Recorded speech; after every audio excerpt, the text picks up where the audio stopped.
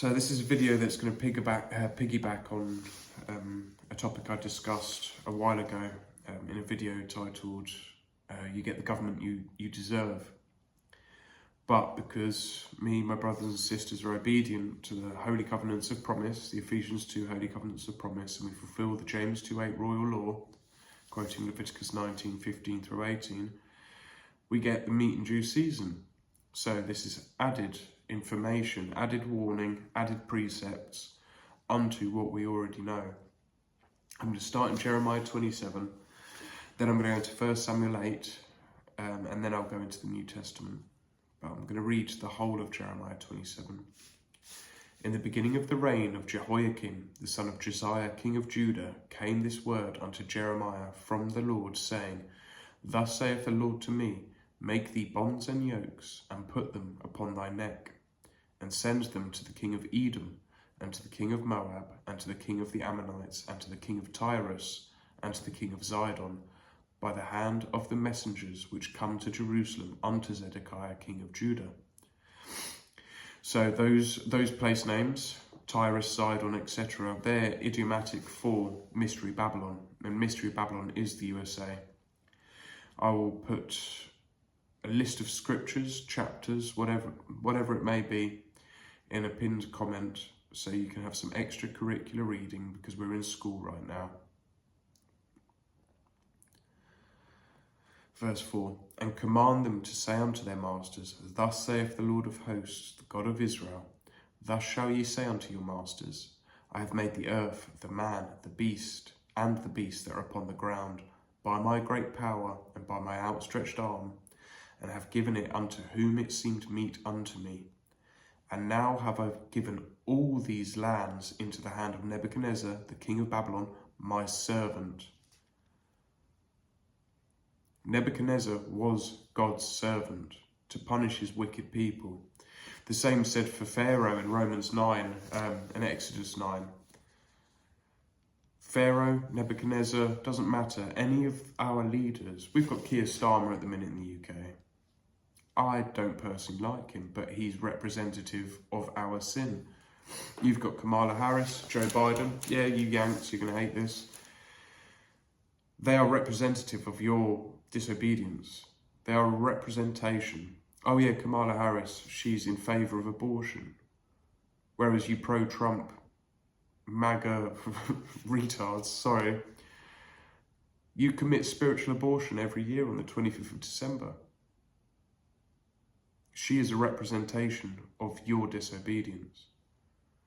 And if you get Trump, woe is you.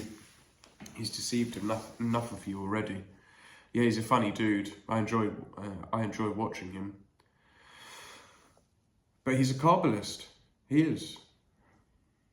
He's MAGA. You know, he's the highest level of the Satanic Church.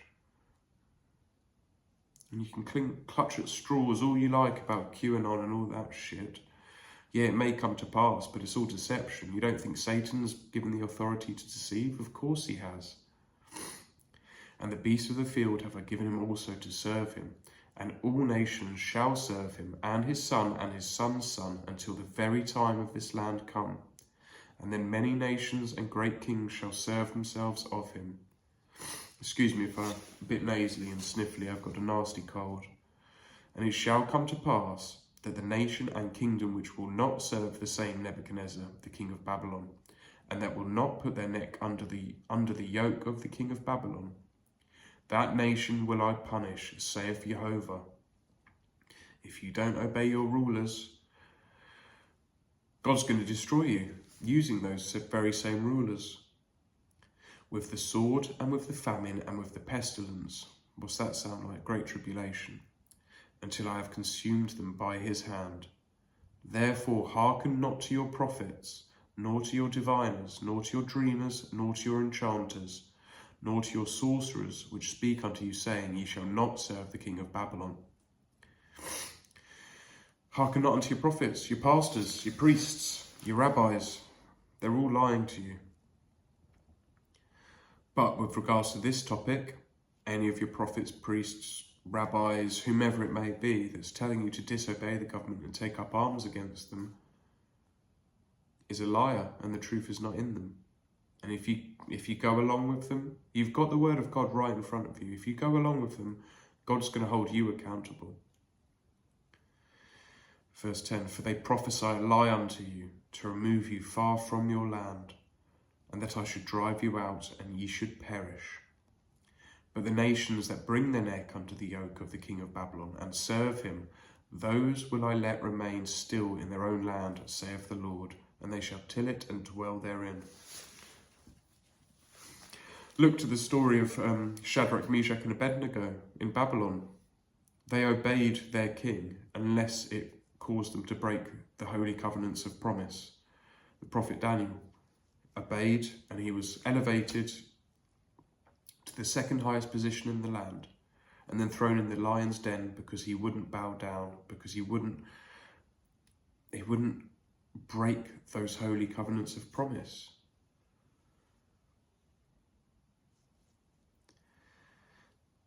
Verse 12, I spake also to Zedekiah the king of Judah according to all these words, saying, bring your necks under the yoke of the king of Babylon, and serve him and his people, and live. If you choose to enter into life, keep the commandments.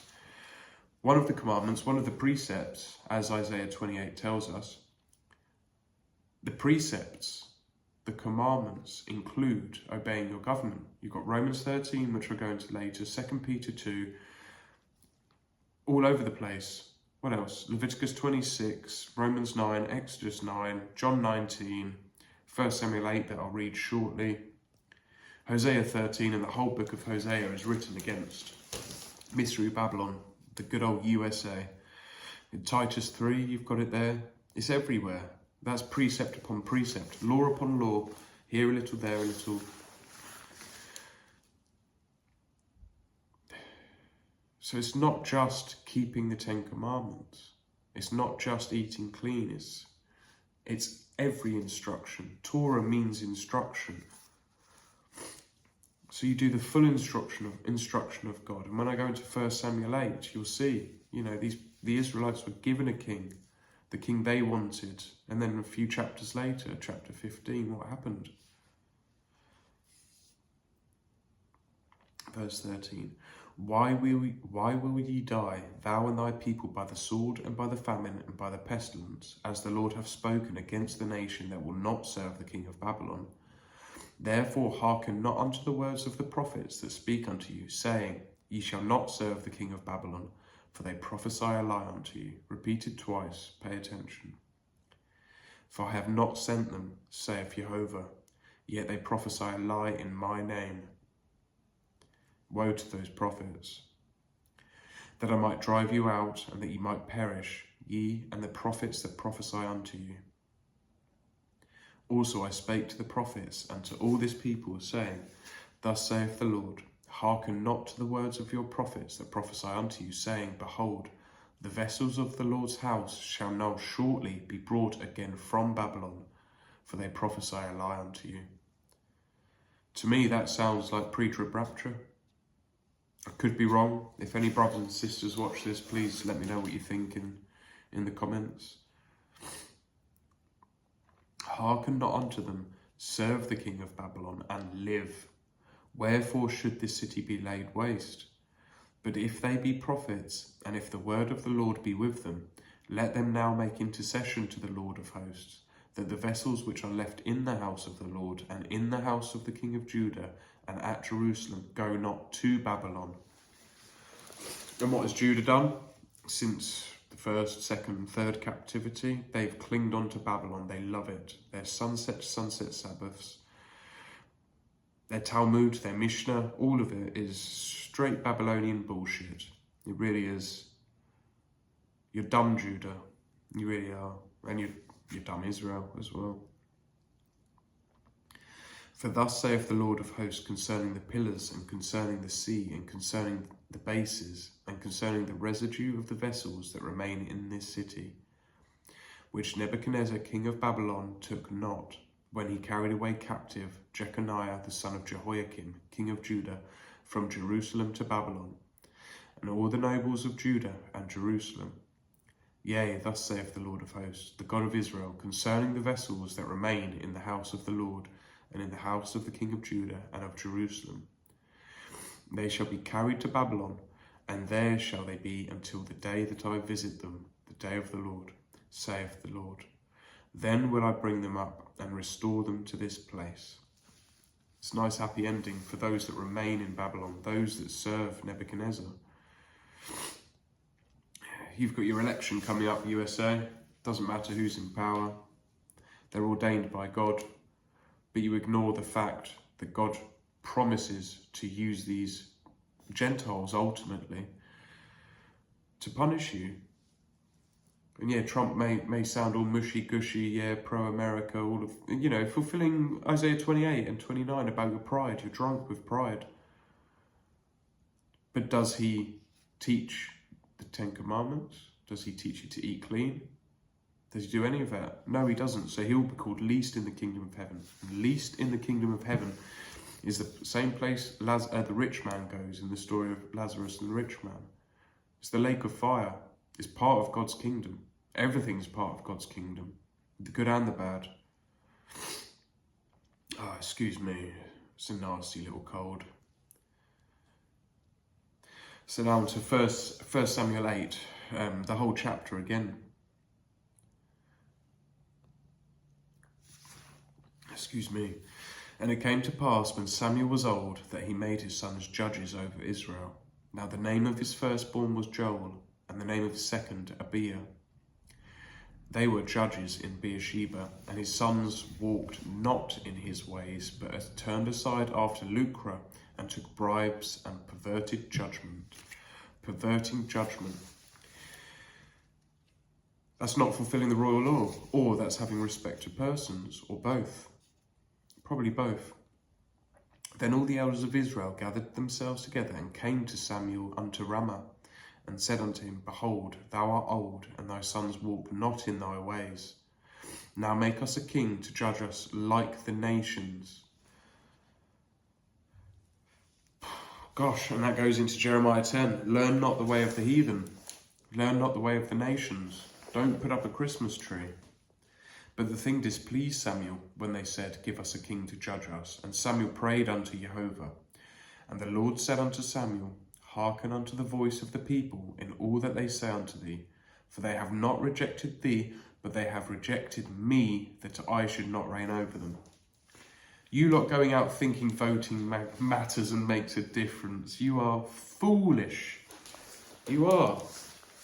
So stupid. And by doing so, you are picking a man over your Father in heaven. And it's disgusting. It's abhorrent. It really is. Verse 8, according to all the works which they have done since the day that I brought them up out of Egypt, even unto this day, wherewith they have forsaken me and served other gods. There's Jesus, your Christmas Jesus. His name's Yeshua or Joshua in the English. They should be simple. But you've all been dropped on the head too many times. So do they also unto thee. Now therefore hearken unto their voice, howbeit yet protest solemnly unto them, and show them the manner of the king that shall reign over them. And Samuel told all the words of Jehovah unto the people that asked of him a king. And he said, This will be the manner of the king that shall reign over you. He will take your sons, and appoint them for himself, for his chariots, and to be his horsemen, and some shall run before his chariots. Your men will die in the battle. Your men will die in war. Isaiah 3 and 13, a huge warning to women. And you women swooning over the idea of making America great again. You can't make Mystery Babylon great again. It's done for, and it's done for soon as well. Done for real soon. Yeah, you might have momentary peace when there is no peace, but you're cooked. And he will appoint him captains over thousands and captains over 50s, and will set them to ear his ground and to reap his harvest, and to make his instruments of war and instruments of his chariots. And he will take your daughters to be confectionaries, and to be cooks and to be bakers. And he will take your fields and your vineyards and your olive yards, even the best of them, and give them to his servants. And he would take the tenth of your seed and of your vineyards and give to his officers and to his servants. And he would take your men servants and your maid servants and your goodliest young men and your asses and put them to his work. He will take the tenth of your sheep, and ye shall be his servants.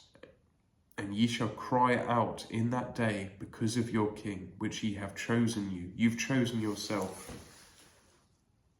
On the surface, this is a foreshadowing of Saul. So the next few chapters, you see Samuel approach Saul, and he's made king over Israel. All 12 tribes of Israel, I believe. And ye shall cry out in that day because of your king, which ye have chosen you. And Jehovah, your God, your Lord, will not hear you in that day. That is the great tribulation. This is prophecy. What has happened will happen again. Nevertheless, the people refused to obey the voice of Samuel. And they said, nay, they refused to obey the messenger sent by God. Samuel was a messenger. And they said, nay, but we will have a king over us, that we also may be like all the nations. You want to be like the nations.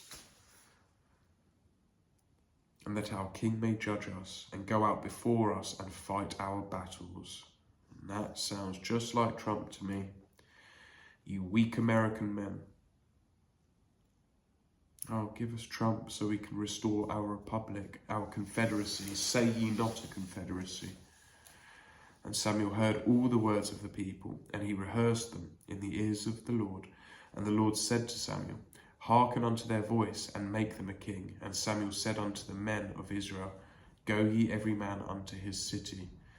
And then we skip through to 1 Samuel 15, when Saul, the king that was chosen by Samuel on behalf of Jehovah, when he falls, when he's rebuked, when he loses his crown. And why? Because presumptuousness is as the sin of witchcraft. And you are all presumptuous.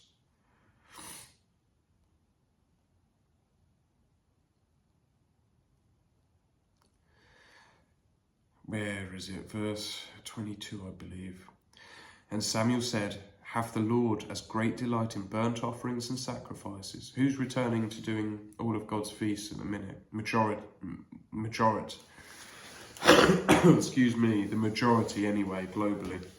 It's Ephraim, it's the USA, doing God's feasts unworthily, as in obeying the voice of the Lord. Behold, to obey is better than a sacrifice, and to hearken than the fat of rams.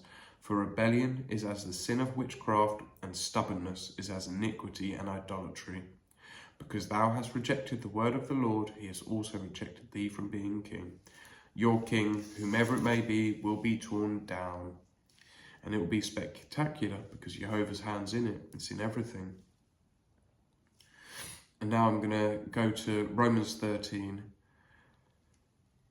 verses 1 through 7. The whole chapter is fantastic, but let every soul be subject unto the higher powers. This is going back to Jeremiah 27, that's my intention. For there is no power but of God. The powers that be are ordained of God. Whosoever therefore resisteth the power, resisteth the ordinance of God. This is speaking of your governments, my government, the world's government. And they that resist shall receive to themselves damnation. That's exactly what it said in Jeremiah 27. If you disobey Nebuchadnezzar, you die. God will punish you. If you obey him, as long as he doesn't make you break the 10 Commandments and the Rainbow Covenant, which most of you don't keep anyway, then you will die. Then you will live. For rulers are not a terror to good works, but to the evil. Wilt thou then not be afraid of the power? Do that which is good, and thou shalt have praise of the same. For he is the minister of God to thee for good. But if thou do that which is evil, be afraid, for he beareth not the sword in vain. For he is the minister of God, a revenger to execute wrath upon him that doeth evil. If you walk in Yeshua's ways, if you keep the holy covenants of promise, fulfill the royal law, and do not become presumptuous to all of Yah's precepts, you will do good. And God will protect you from these evil governments. The governments are evil because of our own evil hearts, because of our sin, for us forsaking the holy covenants of promise. Why does Paul in Ephesians 2 tell you that you are without God, without Messiah, and without hope if you don't keep the holy covenants of promise? Answer it, Christian. So verse 4 again, for he is the minister of God to thee for good. But if thou do that which is evil, be afraid, for he beareth not the sword in vain. For he is the minister of God, a revenger to execute wrath upon him that doeth evil. Read the whole book of Deuteronomy. God tells you multiple times what it means to do evil according to Scripture. Wherefore ye must needs be subject not only for wrath, but also for conscience sake. For this cause pay ye tribute also, pay your taxes, for they are God's ministers, attending continually upon this very thing, even if they don't know it. That's how powerful and credible our Father is. Render therefore to all their dues, tribute to whom tribute is due, custom to whom custom, fear to whom fear, honour to whom honour. Please repent.